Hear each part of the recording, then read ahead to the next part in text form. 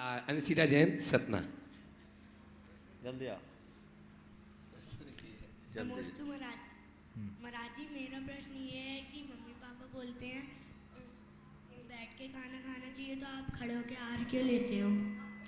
हम लोग खड़े होकर क्यों लेते हैं? बैठ के खाना चाहिए। बिल्कुल आप लोगों को बैठ के खाना चाहिए क्योंकि आप लोग श्रावक हैं, और हम लोग खड़े होकर खाते हैं क्योंकि हम लोग मुनि महाराज हैं। समझ गए? मुनि महाराज को खड़े होकर के खाने के पीछे कुछ खास बातें हैं। क्यों खड़े होकर के आहार लेते हैं? इसलिए कि खड़े होकर के भरपेट नहीं खाया जा सकता। समझ गए? बैठ करके खाओगे, तसल्ली से खाओगे तो पेट में खूब भरा जा सकता है। खड़े खड़े खाने में पूरा पेट नहीं भरता। और मुनि महाराज में और आप लोगों में अंतर है। आप लोग स्वाद के लिए खाते हैं, हम लोग साधना के लिए खाते हैं। हम लोग उतना ही लेते हैं जितने में हमारा शरीर चल जाए और हम दिन भर अपनी साधना और तपस्या कर सकें। इसलिए मुनि महाराज को 24 घंटे में एक बार भोजन लेने का विधान है, और वह भी खड़े खड़े अपने हाथों में। फिर साथ में हमारे साथ एक कंडीशन और जुड़ी है, जब तक मेरे पैरों में, भैया इसको, जब तक मेरे पैरों में बल रहेगा मैं अपनी चर्या को करने में सक्षम रहूँगा, तभी तक आहार लूँगा। जिस दिन मुझे खड़े होने में असुविधा होने लगेगी तो अपने शरीर का अंतिम समय नज़दीक जानकर मैं अपनी संलेखना समाधि की तैयारी में लग जाऊँगा। ये एक कारण है। पर एक कारण और मुझे दिखता है कि मुनि महाराज की ये जो चर्या है, दिगंबर चर्या, और दिगंबर चर्या के साथ कुछ चीज़ें जो जुड़ी है, इसके पीछे मुझे कुछ विशिष्ट कारण प्रतीत होते हैं। दिगंबर रूप को धारण करने का मतलब है अपने प्राकृतिक रूप में आ जाना। नेचर ने हमें जैसे जन्म दिया, प्रकृति ने हमें जैसे जन्म दिया, उस रूप में आ जाना। एक जन्म लेने वाले बच्चे के अंदर कोई विकार नहीं होता और वो कोई कपड़े लत्ते पहन कर नहीं आता, तो प्रकृति के ऊपर आश्रित रहना और अपने आप ऐसे ही रहना।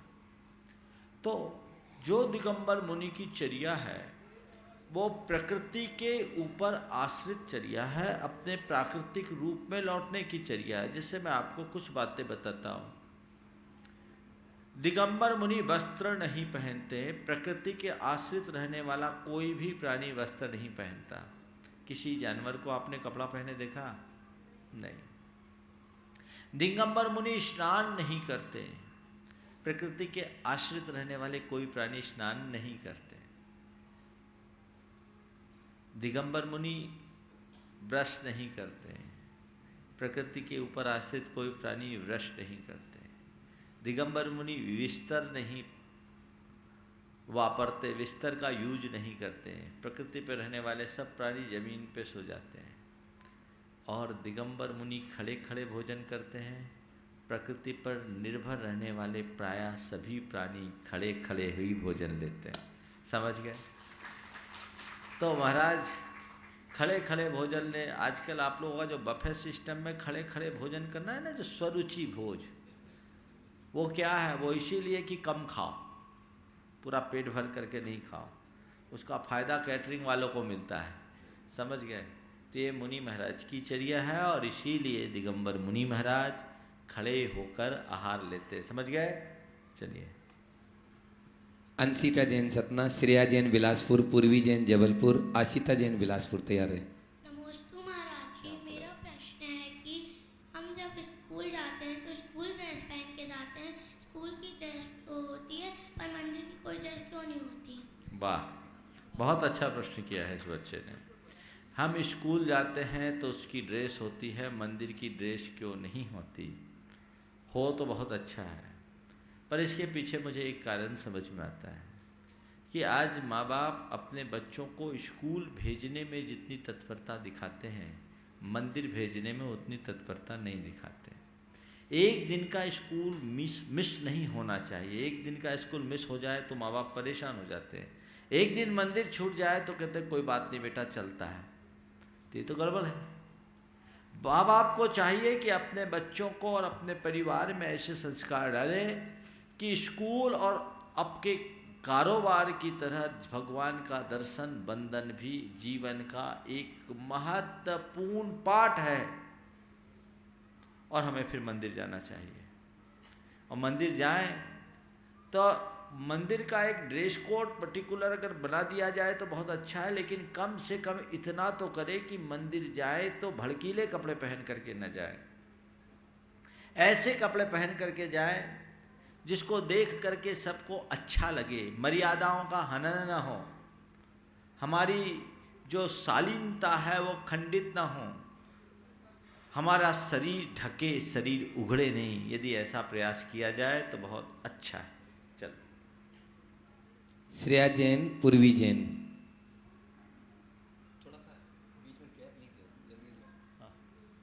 नमस्ते महाराज जी। हाँ, बोलो। मेरा प्रश्न यह है कि मेरे पापा महाराज जी के चरण छूते हैं, पर मुझे कहते हैं कि दूर से नमोस्तु करो, तो ऐसा क्यों? ऐसा इसलिए कि आप लड़की हो। लड़की लोग मुनि महाराज के चरण नहीं छूते, लड़के लोग छूते हैं। आप लोगों के लिए माता जी, ठीक है ना, ये एक मर्यादा है, ठीक है। चलो। पूर्वी जैन जबलपुर, आशिता जैन बिलासपुर, आस्था जैन पेंड्रा। नमोस्तु महाराज जी। महाराज जी, कल आपने हमें बताया था कि हमें अपने जीवन को संलेखनापूर्ण बनाने के लिए कुछ आध्यात्मिक पद याद कर लेने चाहिए जो हमें अपने अंतिम समय पर याद आएंगे। तो क्या आप हमें कुछ आध्यात्मिक पद बता सकते हैं? आध्यात्मिक पद बहुत सारे हैं। हमारे जितने जिनवानियों में पाठ की पुस्तकें, उनमें भजनों की पुस्तक है, उनमें जिनमें भेद विज्ञान की बातें हों, आत्मज्ञान की धुन जिसमें हो, वो सबको याद रखा जा सकता है। तो उनको बहुत अंतर होता है, जिससे वैराग्य बढ़े, भेद विज्ञान पुष्ट हो, आत्मकल्याण की भावना प्रबल हो। ऐसे बहुत सारे पाठ हैं, उनमें से जिनवानी से देख करके बताया जा सकता है, जाना जा सकता है, जिनसे अपने अंदर स्थिरता आती है। ठीक है, चलो। आशिता जैन बिलासपुर, आस्था जैन पेंड्रा, अक्षत जैन सतना। नमस्ते महाराज जी। महाराज जी, हमें सिखाया गया है कि हमें हित में प्रिय वचन बोलना चाहिए ताकि सामने वाले को बुरा ना लगे, परंतु परिस्थितिवश हमें कभी कभी कर्कश वचनों का प्रयोग करना पड़ता है सामने वाले के हित के लिए, तो इसमें कितना दोष लगता है? कर्कश वचन बोलने से सामने वाले का हित होता, ये तो समझ में नहीं आया। हित कर बोलो पर प्रिय बोलो, अप्रिय शब्द का प्रयोग मत करो, ये गड़बड़ है। समझ गए ना? इसलिए यदि कर्कश शब्दों का प्रयोग करना है तो अच्छा नहीं, कड़े शब्द का प्रयोग करो। समझ गए? और उसमें एक बात कहा जाता है, अंतर हाथ संहार के बाहर मारे चोट। यदि किसी के लिए कड़े शब्द का प्रयोग करना भी पड़े तो शब्द में कड़कता हो, पर उसके भाव में कड़कता नहीं होनी चाहिए। और वो अच्छे शब्दों को भी कड़ा बना करके बोला जा सकता है। गाली गलौज, मर्म को छेदने वाले शब्द, हृदय को बीधने वाले शब्दों का प्रयोग कभी नहीं करना चाहिए। चलो नेक्स्ट, आस्था जैन पेंड्रा, अक्षत जैन सतना। महाराज जी, मेरा प्रश्न है कि यदि हमारे सामने कभी कोई ऐसी स्थिति आ जाए कि हमें राष्ट्र और धर्म में से किसी एक को चुनना हो, तो हम किसे चुनेंगे? राष्ट्र और धर्म में से किसी एक को जब चुनना हो तो हमें पहले राष्ट्र चुनना चाहिए, बाद में धर्म। जब राष्ट्र सुरक्षित होगा तभी धर्म सुरक्षित होगा, राष्ट्र के अभाव में धर्म सुरक्षित नहीं होगा। अगर हमारे राष्ट्र में चुनौती आए, हमारे शास्त्रों में ऐसा विधान है कि पहले 5 प्रकार के ब्रह्मचारी होते थे, उनमें मुनि होते थे, कुमार ब्रह्मचारी कहलाते थे। मुनि बन करके सिद्धांत शास्त्रों का अध्ययन करते थे, तपस्या करते थे। और शास्त्र में ऐसा विधान मिलता है कि उन तपस्या करने वाले मुनिराज अगर चाहें तो वापस साधु बन से गृहस्थ बन सकते हैं।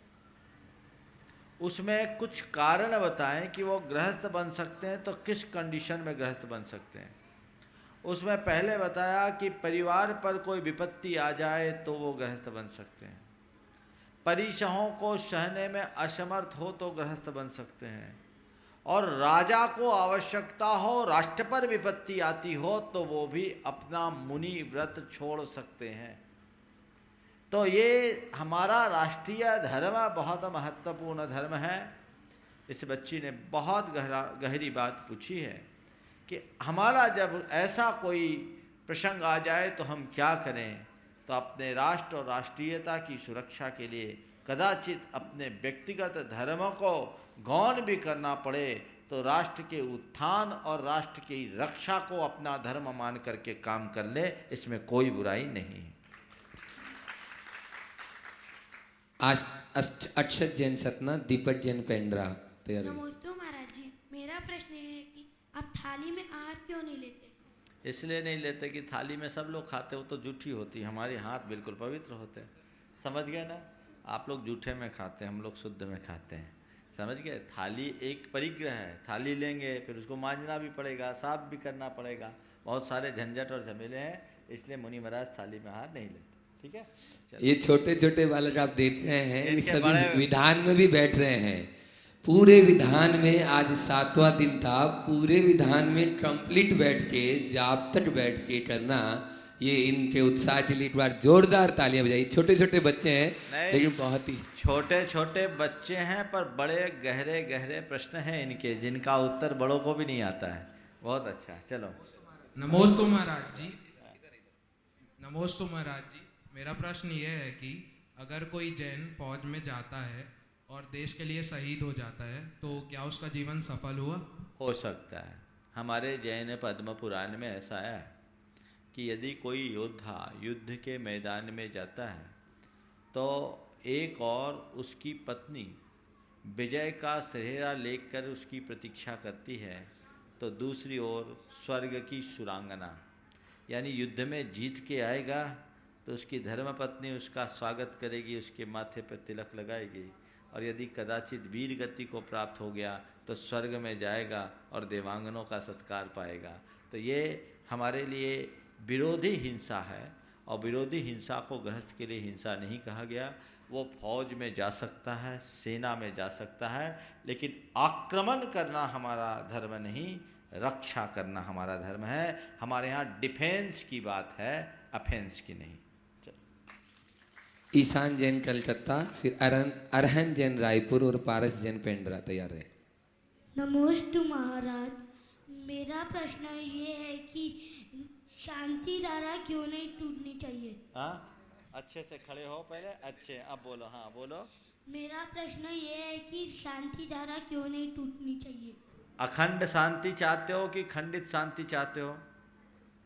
आप चाहते हो कि मेरी शांति में कभी ब्रेक आए? नहीं चाहते ना? तो जब आप चाहते हो कि मेरी शांति कभी नष्ट ना हो, मेरी शांति कभी टूटे नहीं, तो शांति धारा को मत तोड़ो। समझ गए ना? वो एक अनुष्ठान होता है और उसमें हमारी एकाग्रता होनी चाहिए, इसलिए कोशिश करना चाहिए वो न टूटे। ठीक है? चलो, बहुत अच्छे अच्छे प्रश्न कर रहे हैं बच्चे। हाँ हाँ हाँ, और बिना बनावटीपन के। हाँ, और पूछना है? हाँ,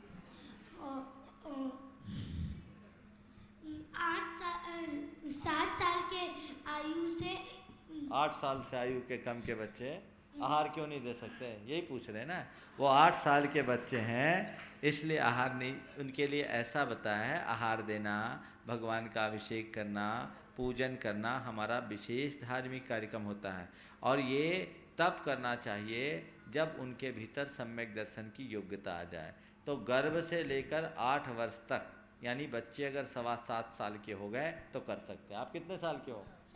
7। अब 3 महीने बाद पापा को लेके आना, जाओ। अरहन जैन रायपुर, पारस जैन पेंड्रा, श्रीनी जैन बिलासपुर। नमस्ते महाराज जी, मेरा प्रश्न ये है कि हम 25 बार नमो निंदाराम का पाठ क्यों पढ़ते हैं? 25 बार कहाँ करते हैं? 27 बार करते बेटे, 36 बार करते लास्ट में, है ना? ये दिन भर हम लोगों से जो पाप होता है ना, उसको साफ करने के लिए करते हैं, प्रायश्चित के रूप में। ठीक है? चलो। पारस जैन पेंड्रा और श्रीनी जैन बिलासपुर। नमोस्तु महाराज जी। महाराज जी, जब हम मंदिर में पूजन करते हैं तो जिनकी पूजन पहले हो जाती है, हमारी पूजन चलती रहती है, तो वो सबको जय जिनेन्द्र बोलते हैं। तो महाराज जी, ये उचित है कि अनुचित है? बीच पूजा में किसी की जय जिनेन्द्र नहीं करनी चाहिए। पूजा संपन्न करने के बाद ही आपस का सत्कार करना चाहिए, गलत है। नमोस्तु महाराज। चलो आगे। ईशिता जैन कोलकाता सूरत, समायरा जैन सूरत कोलकाता। नमस्ते महाराज जी, मेरा प्रश्न ये है कि घबराओ नहीं, पूछो। हाँ, चावल क्यों चढ़ाते हैं? क्यों चढ़ाते हैं? चावल क्यों चढ़ाते हैं? देखो, भगवान के पास, मुनि महाराज के पास कभी खाली हाथ नहीं जाना चाहिए, समझ गए? रिक्त पानी न कर्तव्यम देवता गुरु दर्शनम। भगवान का और गुरु का दर्शन खाली हाथ नहीं करना। अब उनको चढ़ाएं, क्या चढ़ाएं? हम कुछ टाकते हैं। तो चावल एक ऐसा अनाज है जिसको बोने से वो फिर से नहीं उगता। तो हम भगवान के चरणों में चावल इसलिए चढ़ाते हैं कि भगवान आप जैसे जन्म मरण को पार कर चुके हैं, इसी प्रकार आपका हमको ऐसा आशीर्वाद मिले कि बार बार हम संसार में ना आए और संसार से जल्दी पार हो जाए, मेरे दुख नष्ट हो जाए। ठीक है। एक प्रश्न महाराज जी अभी अभी आया है झालावाड़ से, निकिता जैन। जीवन में ऐसी राह को जिस पर एक तरफ परिवार हो, एक तरफ निजात्मा, दोनों में से किसे चुनना चाहिए? उम्र 18 वर्ष। ये बच्चे का प्रश्न नहीं है, बड़ों का प्रश्न है, बाद में देंगे। पहले बच्चा 18 वर्ष वाले वयस्क हो गए। चलो, मताधिकार का प्राप्त उनको कल ईशिता जैन कोलकाता और समायरा जैन कोलकाता। नमोस्तु महाराज जी, मेरा प्रश्न यह है कि हम लोगों को दूसरे धर्मों के मंदिर में और दूसरों भगवान के हाथ जोड़ने से क्यों मना किया जाता है? देखो बेटे, हम लोग धर्म में भगवान के आगे हाथ जोड़ते हैं, किस लिए जोड़ते हैं? मंदिर हम क्यों जाते हैं? भगवान के पास भी जाते हैं तो किस लिए जाते हैं पता है? क्यों जाते हैं बोलो आप? शांति पाने के लिए जाते हैं ना, शांति पाने। तो शांति हम भगवान के पास जाते पाने क्यों? क्योंकि हमको अशांति है। शांति क्या है ये हमको पता नहीं है। पता है शांति किसको बोलते हैं? नहीं है। लेकिन अशांति क्यों होती है हमको पता है ना। हम लोग अशांत क्यों होते हैं? जब हमारे अंदर बहुत सारे निगेटिव इमोशंस आते हैं, राग द्वेष होते हैं, तब हम लोग अशांत होते हैं ना। तो तय है जिसके पास राग द्वेष मोह हो, हिंसा हो, पाप हो, वो सब अशांत है। हम लोग इसी कारण अशांत होते हैं ना। तो राग द्वेष मोह हिंसा के साधन जहाँ दिखे वहाँ अशांति है, और वो निश्चित रूप से अशांत है। तो उनकी हम वंदना करेंगे तो हमको शांति नहीं मिलेगी। हम वीतराग भगवान की पूजा वंदना करते हैं क्योंकि उनके पास राग द्वेष मोह के कोई चिन्ह नहीं दिखते। देखो भगवान की मुद्रा को आपने देखा, उनकी आँखें कैसी है? नासा पर। कहाँ है वो? आपको देखकर हंसते हैं क्या? आपको देखकर आंखें दिखाते हैं क्या? आपको देखकर गुस्सा करते हैं क्या? उनकी पूजा करो प्रसन्न होते हैं क्या? उनको गाली दो वो आपके ऊपर गुस्सा करते हैं क्या? भगवान को मार दो तो क्या वो आपको शराब देते हैं क्या? कुछ देते हैं? नहीं देते हैं ना। तो भगवान इन सब से परे हैं, ये वीतराग हैं, इसलिए हम उनको पूजते हैं। जहाँ पर जो अन्य लोगों के लिए मना इसलिए करते हैं क्योंकि उनके पास राग द्वेष के चिन्ह हैं। अब हथियार कौन रखता है? जो हिंसा करता है, जो डरता है, डराता है, उनको अस्त्र रखना पड़ता है ना। तो अस्त्र शस्त्र रखे हैं तो वो उनको प्रणाम करना, हिंसा को प्रणाम करना हुआ कि नहीं हुआ? और हिंसा को प्रणाम करना पुण्य हुआ कि पाप हुआ? हाँ, माइक पे बोलो, क्या हुआ? पाप हुआ ना। तो फिर हम लोग, आपके पापा मम्मी अगर मना करते हैं तो कोई गलत करते हैं क्या? नहीं। समझ में आ गया ना? हाँ चलो। समायरा जैन कोलकाता। एक छोटी सी बच्ची है, हाँ। दृष्टि जैन। अच्छा गई।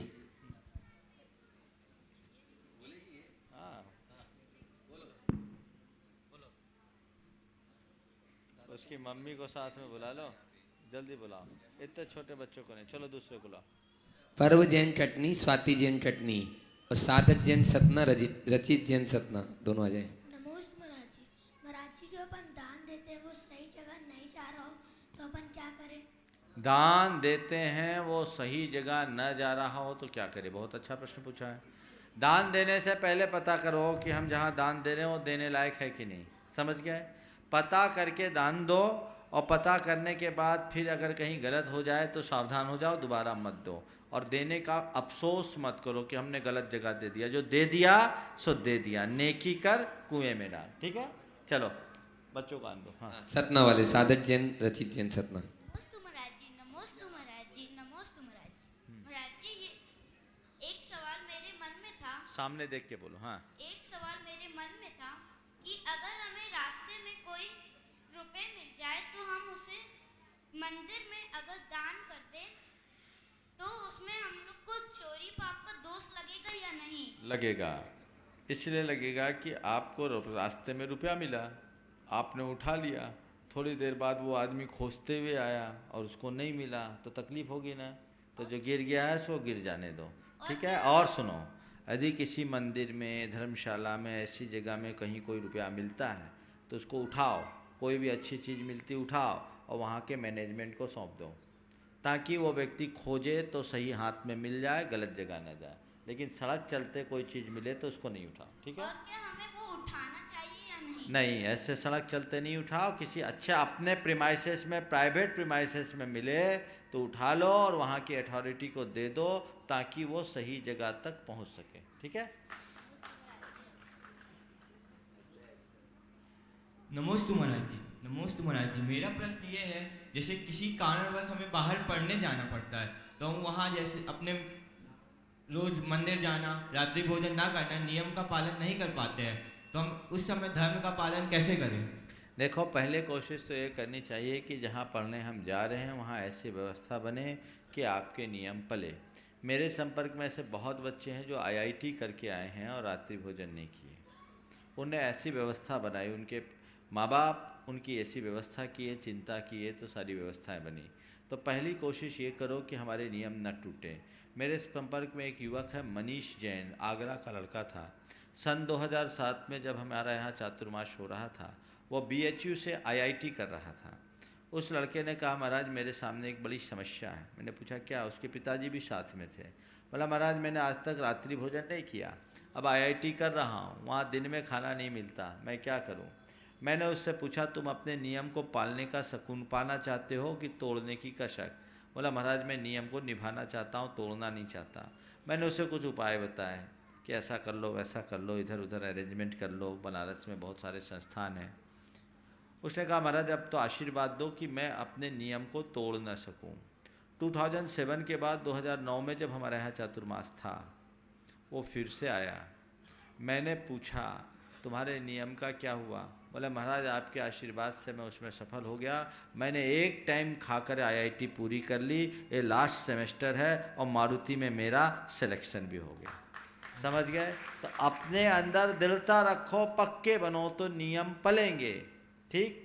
और उसके बाद एकदम विपरीत वातावरण बनता है तो फिर जितना बन सके उतना करो। पहली कोशिश हम नियम में शिथिलता ना आने दें, और अपने पेरेंट्स का सपोर्ट हो तो मैनेजमेंट बहुत सपोर्ट करता है। महाराज जी मुझे भी ऐसा आशीर्वाद दीजिए, बहुत बढ़िया, नियम में। बहुत बढ़िया।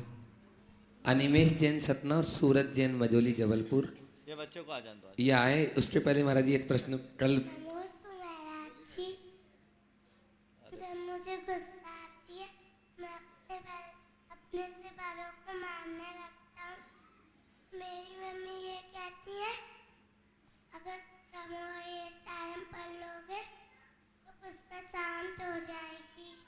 हाँ, आप पढ़ते हो नमो ओरिएंतानम? पढ़ते हो? गुस्सा शांत हो जाता है?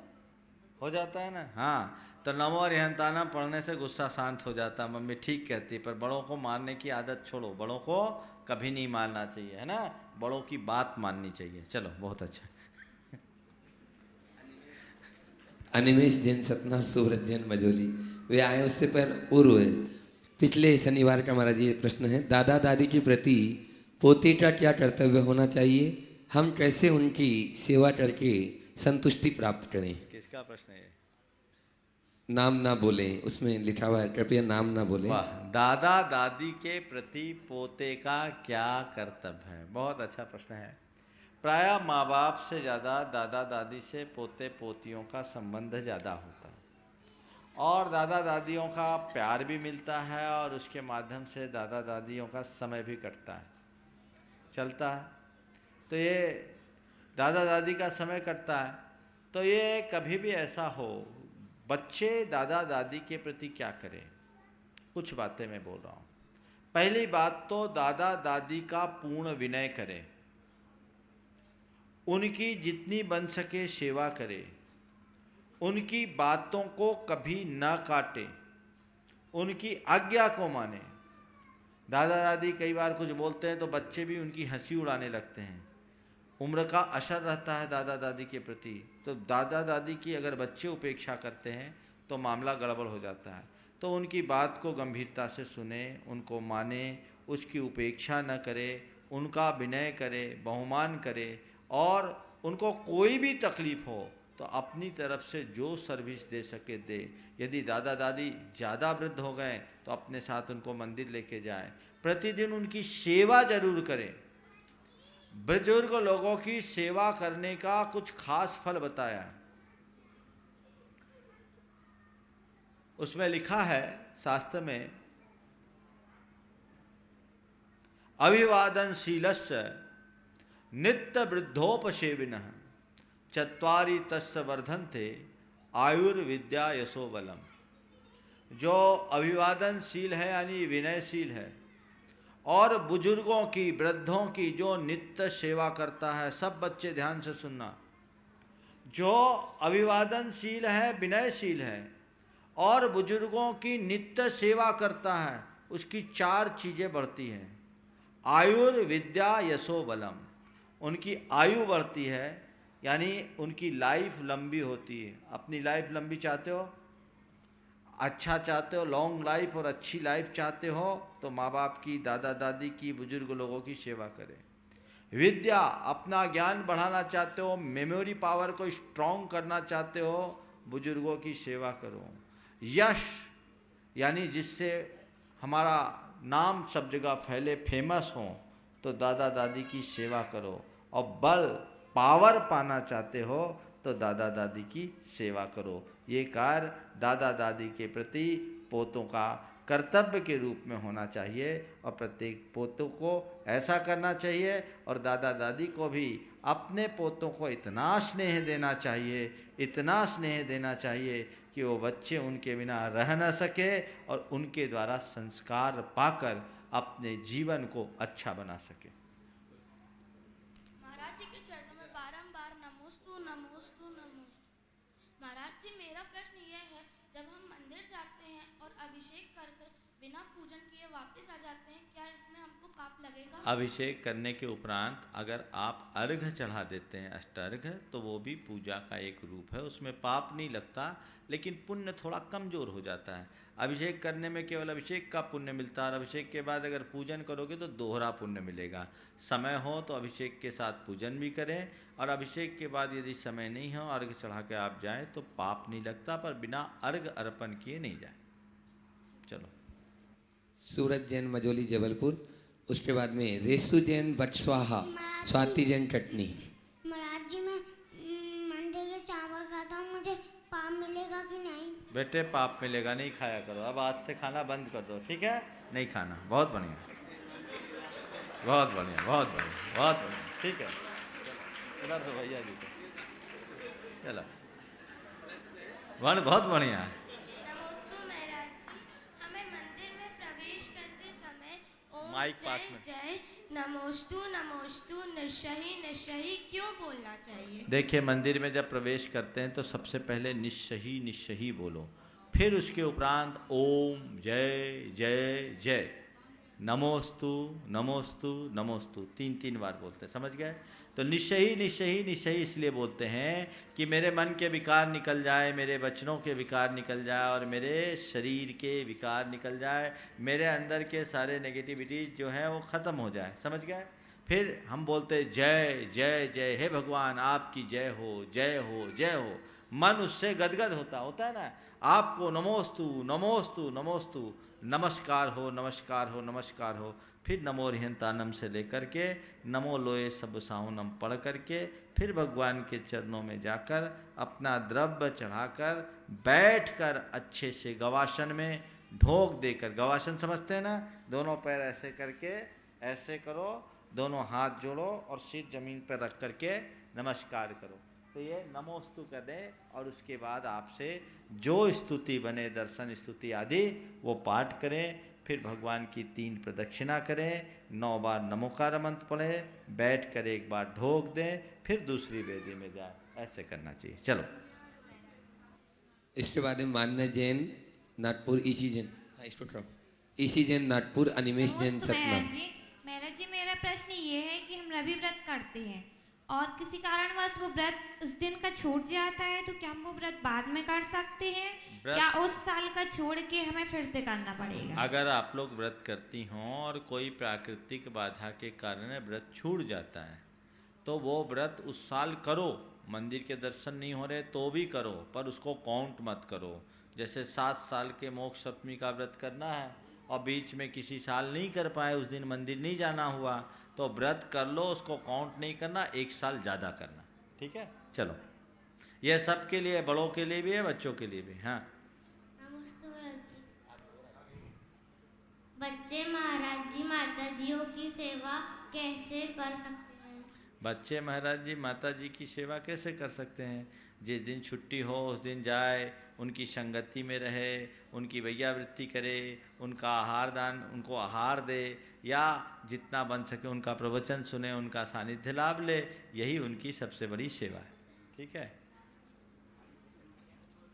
इसी जैन नागपुर, जल्दी जल्दी जल्दी। उसके बाद सादत जैन सतना हो गया और सर? अंशित जैन सतना। हो गया ये लो। हाँ चलो, हाँ पूछो पूछो। नमस्ते महाराज जी, बच्चे सफल होने के लिए क्या क्या करें? बच्चे सफल होने के लिए क्या क्या करें? बहुत अच्छा प्रश्न किया है इस बच्ची ने।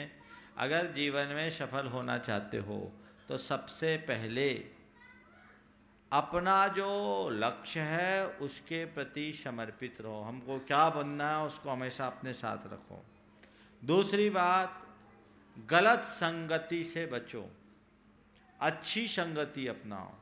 ऐसे लोगों की संगति से बचो जिससे हमारे आचार विचार बिगड़ते हों और जो हमें हमारे लक्ष्य से दूर करते हों।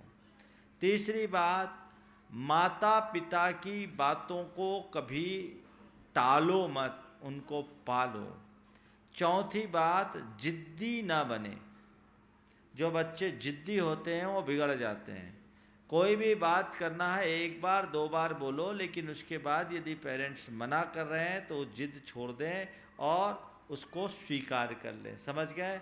खूब मन लगा करके पढ़े, अच्छे सपने देखे और उसको पूरा करने के लिए प्रयास करें। बच्चों के जीवन में निश्चित सफलता होगी। दोबारा आई? चलो पूछो पूछो। नमस्ते महाराज जी, मेरा प्रश्न है कि माला में 108 जाप क्यों होती हैं? हाँ? माला में 108 मन की मोतियाँ इसलिए होती है कि हम लोग 108 प्रकार से पाप करते हैं। तो 108 प्रकार से जो पाप करते हैं उसको साफ करने के लिए 108 माला के दाने होते हैं।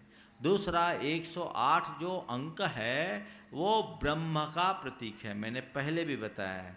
108 ब्रह्म का प्रतीक कैसे है? देव भाई कागज, आज बच्चों का प्रश्न है तो बोलना ही पड़ेगा। ब्रह्म है ना, ब्रह्म। ब्रह्म को मेरी तरह लिखो। सबसे पहले लिखो ब, फिर उसके नीचे लिखो र, फिर उसके नीचे लिखो ह और उसके नीचे लिखो म। क से ब तक जाओगे तो मालूम कितना आएगा? 23 आएगा, है ना? हिसाब लगा लेना। र तक जाओगे तो 27 आएगा और ह तक जाओगे तो 33 आएगा और म तक जाओगे तो 25 आएगा। सबको जोड़ दोगे तो 108 होगा। तो ये 108 ब्रह्म जो है 108 है, वो ब्रह्म का प्रतीक है। और हम भगवान की उपासना माला जाप के माध्यम से करते हैं, इसलिए माला के दाने में 108 मन के रहते हैं। ठीक है। और ऐसी भी व्याख्या की गई, 27 नक्षत्र हैं, प्रत्येक नक्षत्रों के 4-4 चरण हैं। 27 गुणित 4 बराबर 108। सारे नक्षत्रों का दुष्प्रभाव खत्म हो इसलिए भी माला जपते हैं, ऐसा भी लोग कहते हैं। चलो। दिव्यांश जैन, कार्ड पैलेस सागर।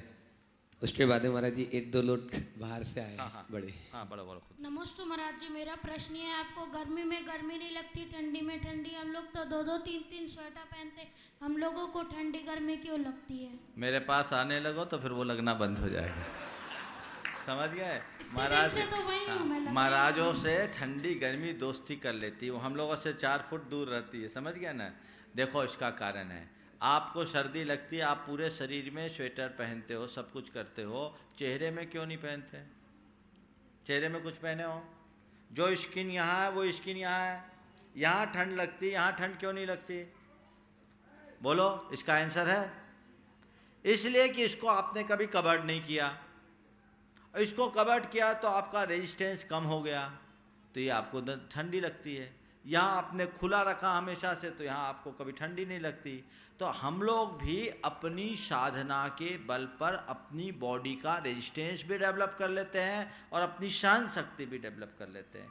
तो बॉडी रेजिस्टेंस और अपने उसको टॉलरेट करने की पावर दोनों बढ़ जाने के कारण हम लोगों को उतनी सर्दी गर्मी नहीं लगती, तपस्या के बल पर उसको सहन करते हैं। तुम लोग भी चाहोगे तो धीरे धीरे प्रैक्टिस में आ जाएगा। चलो,